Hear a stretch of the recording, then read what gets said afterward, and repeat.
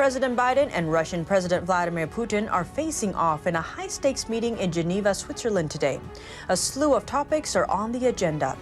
A federal judge in Louisiana is blocking Biden's new oil and gas leases suspension on federal land and water. And California is announcing millions in prize money for getting the shot. This comes as the state announced masks are still required for everyone in some settings, such as on public transit, in schools, and in hospitals. Tune in to Deep Dive as we explore these topics and more. Hello and welcome. This is Deep Dive and I'm Tiffany Meier. A high-stakes meeting in a neutral place. President Biden and Russian President Vladimir Putin are facing off in Geneva, Switzerland. So what's on the agenda? A lot. Senior White House officials say nothing is off the table for an American president.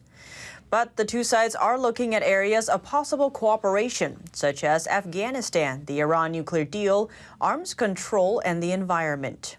Another key issue is cybersecurity. The FBI said earlier this month it was investigating about 100 different types of ransomware.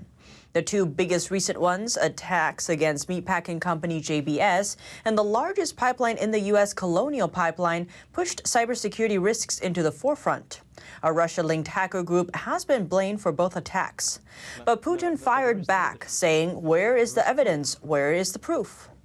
Other areas of disagreement include Russia's aggression against Ukraine, election interference, and Putin's treatment of his political rival. Biden says it is important to make it clear where the red lines are. Both the White House and the Kremlin have downplayed expectations. Putin's spokesman said talks wouldn't be easy. They're also holding solo press conferences afterwards. That's in contrast to former President Trump, who held a joint press conference with Putin in 2018. Biden faced backlash earlier this week for offering Putin some praise after calling him a killer a few months ago. Other U.S. presidents Putin has met with over the years include Bill Clinton, George W. Bush, and Barack Obama. Relations have been frosty between the two sides. Biden said recently he agrees with Putin that relations are at a low point. Biden recently said the United States doesn't want a conflict with Russia, and the two nations can try to reach agreements on certain key issues, such as cybersecurity. Putin says there are some areas of mutual interest, like strategic stability, regional conflicts, and concern for the environment. Personal relations between the two leaders have been chilly, with Biden calling Putin a killer and Putin responding by challenging Biden to a debate. They've also recently taken to expelling each other's diplomats. And the two sides sparred diplomatically over Russia's military buildup on the Ukraine border and in the Arctic. And the U.S. accuses Russia of backing hackers that attack U.S. computer infrastructure. These are just a few of the many disagreements between the two countries. Relations have been deteriorating for years, notably with Russia's 2014 annexation of Crimea from Ukraine and its 2015 intervention in Syria. Now back to the United States. A federal judge in Louisiana is blocking Biden's new oil and gas leases suspension on federal land and water. This ruling gives added time to a 13-state lawsuit led by Louisiana Republican Attorney General Jeff Landry. Landry called it a win, saying in a statement, "This is a victory not only for the rule of law, but also for the thousands of workers who produce affordable energy for Americans." What this means is Biden's plans to suspend new oil and gas leases on federal lands and water is halted for now. The lawsuit alleges the Biden administration violated provisions of the Administrative Procedure Act, or APA. It also accuses Biden of exceeding his powers in Section 208 of Executive Order 14008. Biden signed the order on his first day in office. It states the federal government must advance environmental justice and, among other efforts, reduce greenhouse gas emissions and bolster resilience to the impacts of climate change. But the lawsuit argues Biden overstepped, saying the administration skipped key steps, such as comment periods and other bureaucratic steps required. They also argue the move would cost the states money and jobs. It's a stance shared by the judge, who said in a memo the Plaintiff States' claims are substantial. Millions and possibly billions of dollars are at stake, adding local government funding, jobs for Plaintiff State workers, and funds for the restoration of Louisiana's coastline are at stake. Plaintiff States have a reliance interest in the proceeds derived from offshore and on-land oil and gas lease sales. The judge says the Biden administration failed to provide sufficient rationale for its decision by imposing the moratorium. The judge writes, the omission of any rational explanation in canceling the lease sales and in enacting the pause results in this court ruling that plaintiff states also have a substantial likelihood of success on the merits of this claim.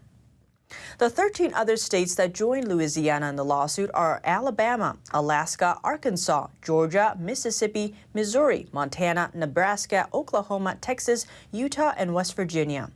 The lawsuit states the Outer Continental Shelf Lands Act and Mineral Leasing Act set out specific statutory duties requiring executive agencies to further the expeditious and safe development of the abundant energy. In compliance with those statutes, the Department of the Interior has for decades issued leases for the development of oil and natural gas on public lands and offshore waters. The Republican Attorney Generals filed to overturn Biden's memo from January 27th. That's when Biden signed executive orders on climate change. Days after signing the sweeping measures, Biden and his administration already faced a lawsuit. Texas Governor Greg Abbott called for all state agencies to sue the Biden administration for any federal actions that threaten the Lone Star State's energy sector. Abbott vowed at the time to oppose what he called the Biden administration's bid to destroy jobs with its volley of actions targeting the oil and gas industry. And 4 Democratic representatives in Texas also called on Biden to rescind his new federal energy leasing ban at the time. They say his plan would eliminate jobs, reduce economic output, and hurt the community. And they say it would weaken the U.S. national security. This is because the ban on future leases for oil and gas would force the U.S. to import rare earth minerals from foreign countries. Now let's turn to the debate around masks and vaccines. Public colleges in Arizona won't be able to require students to get the virus vaccine. Arizona Governor Doug Ducey signed an executive order Tuesday banning those schools from doing so.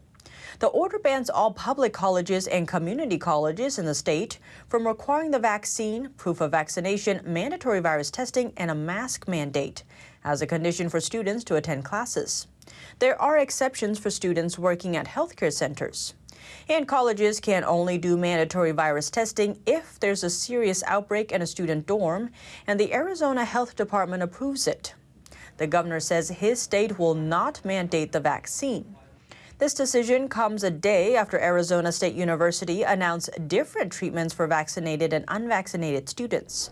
The school is going to require unvaccinated students to undergo daily health checks, twice weekly virus tests, and they have to wear a mask both indoor and outdoors. Ducey blasted the school's policy, calling it social engineering at its worst. He also criticized the school in the executive order, saying the school was attempting to usurp the constitutional authority of the state government. As for those wanting the vaccine, nearly 900 people received expired vaccines at an event in New York City earlier this month. The New York City Health Department confirms that 899 people got expired Pfizer-BioNTech COVID-19 vaccines. The incident occurred at an event in New York's Times Square between June 5th and June 10th. Health officials say they reached out to the people who got the expired vaccines and advised them to schedule another shot. A spokesperson for the New York City Health Department told media outlets they communicated with Pfizer and there is no safety risk for the patients, but they can't guarantee that the expired vaccines will be effective. ATC Vaccination Services administered the faulty doses. According to the Associated Press, ATC issued a statement also saying the faulty vaccine does not in itself pose any danger, and apologizing for the inconvenience. The New York Post reports that ATC emailed the patients and told them they can get another shot right away. And Mayor Bill de Blasio's office announced they replaced ATC with another operator at the Times Square vaccine site. The site is still offering shots by appointment and on a walk-in basis. And for those reluctant still to get the shot, California is announcing millions in prize money for getting the shot. California Governor Gavin Newsom announced a new giveaway, 6 vacation packages for vaccinated residents. To be eligible, residents can be either partially or fully vaccinated. The 6 winners can take up to 4 people each to Anaheim, Los Angeles, San Diego, San Francisco, and Rancho Mirage. What California has already done is 30 vaccinated residents each won $50,000. And those who got their first dose can also get a $50 grocery gift card. Newsom says as of Monday, 72% of state residents have received at least one dose of the vaccine. This comes as California announced that masks are still required for everyone in some settings, such as on public transit, in schools, and in hospitals. As for unvaccinated people, the state says they must wear masks in restaurants and other public indoor settings, such as businesses and government buildings. Business operators were told that they can provide information to customers and nothing further. Implement vaccine verification to determine which people must wear a mask or require all patrons to wear a mask. There are efforts supported by the California Department of Public Health that entail enabling people to present proof of vaccination. Governor Gavin Newsom denies this is a vaccine passport. He says we'll be doing something that provides you the opportunity, and we'll announce this later this week, to have an electronic version of your paper version of vaccination. He adds it's not a passport, it's not a requirement.